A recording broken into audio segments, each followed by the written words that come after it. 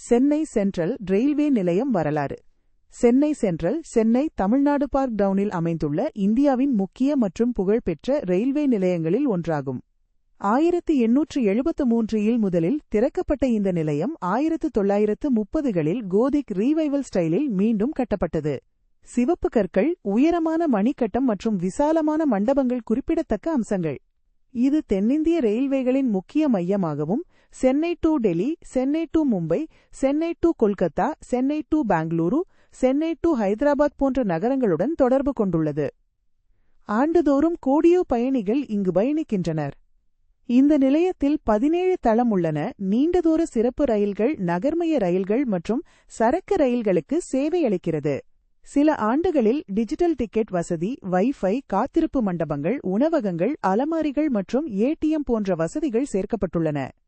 சுவாரஸ்ய தகவல்கள். பழைய பெயர் மெட்ராஸ் சென்ட்ரல் 1998இல் மாற்றப்பட்டது. தினசரி 1.5 மில்லியன் பயணிகள் பயணம் செய்கின்றனர். பல தமிழ் திரைப்படங்களில் காட்சியாக பயன்படுத்தப்பட்டது. மணிக்கட்டம் மிகவும் பிரபலமான அடையாளமாக உள்ளது. வடிவமைப்பு தென்னிந்தியாவின் மற்ற ரயில்வே நிலையங்களுக்கு முன்மாதிரி. சென்னை சென்ட்ரல் போக்குவரத்து மையமாக மட்டுமல்ல, இது நகரத்தின் பாரம்பரியமும் பொறியியல் சிறப்புமாகும்.